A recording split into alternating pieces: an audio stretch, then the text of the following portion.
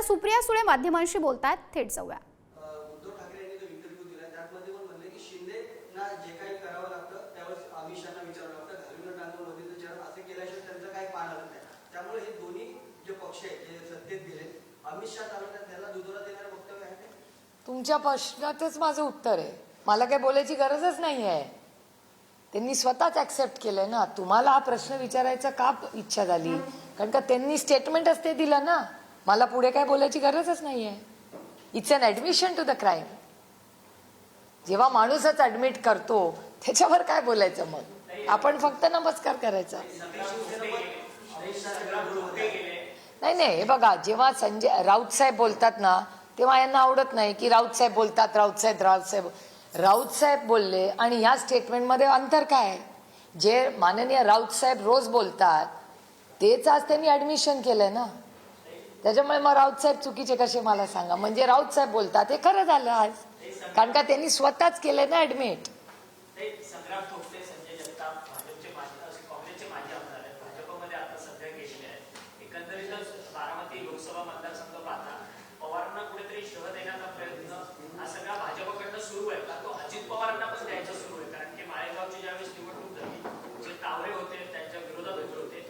भाजपची ताकद घेऊन उभे होते. अर्थात तुम्हालाही आणि 2029 ला अजित पवारांनाही शह देण्याचं काम भाजप करणार आहे. मला नाही सांगते. बघा, ही एक विचारांची लढाई आहे.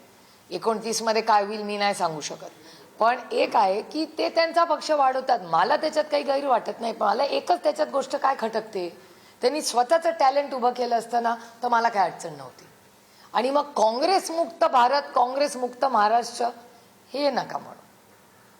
स्वतःच्या मिठाला तरी जागा हो. मग तुम्हाला जर काँग्रेस मुक्त भारत हवा असेल आणि काँग्रेसमधलं सगळं टॅलेंटच तुमच्या पक्षात येणार असेल तर मग तुमच्या टॅलेंटचं काय झालं? मग मान्य करा की हो काँग्रेसमधलं टॅलेंट हे चांगलंच आहे, एवढं तरी मान्य करा.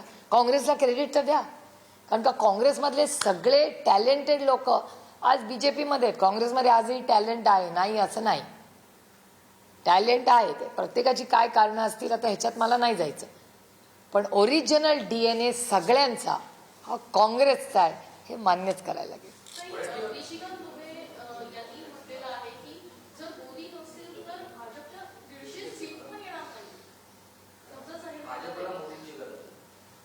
शक्यता असेल. हे बघा, ते इन्सायडर आहेत त्या पक्षाचे, त्याच्यामुळे निशिकांतजींना नक्कीच आतली गोष्ट आपल्यापेक्षा जास्त माहिती. कारण का ते इन्सायडर आहेत आणि नुसते इन्सायडर नाही आहेत, ते 2009 बॅच आहेत.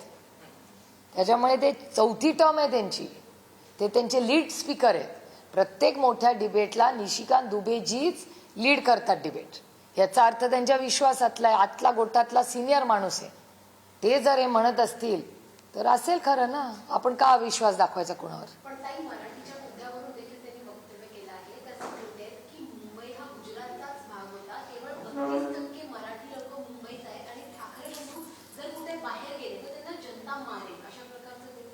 मी तुम्हाला एक सांगू, अशा वेळेस मला अरुणजी नेहमी आठवतात. अरुण जेटली साहेब नेहमी म्हणायचे तुम्ही दाखवणं बंद करा, हे बोलणं बंद करतील. त्याच्यामुळे हा त्याचा एक भाग आहे. मला वाटत नाही त्याचा फार आपण कोणी काही विचार करावा. त्यांनी काय त्यांना वाटेल. एक मी तुम्हाला सांगू का, एक लोकशाहीमध्ये लोक बोलत राहतात. You have to take it with a pinch of salt. त्यामुळे आपण स्वाभिमानी मराठी माणसं आहोत. कसं का असे ना, अर्धी भाकरी खाऊ पण स्वाभिमानाने जगू. त्याच्यामुळे कुणाच्या घरी पाणी भरायची आपल्याला गरज नाही. आपलं बरं चाललंय, आपण सुखात जगू, या मताची मी आहे. माझ्यासाठी सत्तेपेक्षा माझा स्वाभिमान मोठा आहे.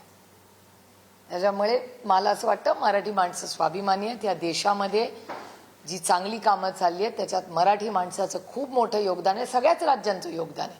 आपण सगळ्यांचा मान सन्मान केला पाहिजे. प्रत्येक माणूस पहिला भारतीय आहे, तो पहिला देश, मग राज्य, मग पक्ष आणि मग आपलं कुटुंब. या ऑर्डरमध्ये आम्ही सगळे काम करतो. त्याच्यामुळे मला असं वाटतं की ठीक आहे, लोक बोलत राहतील, पण या देशामध्ये आणि राज्यामध्ये प्रत्येक राज्याचं योगदान आहे, त्याचा मान सन्मान झाला पाहिजे.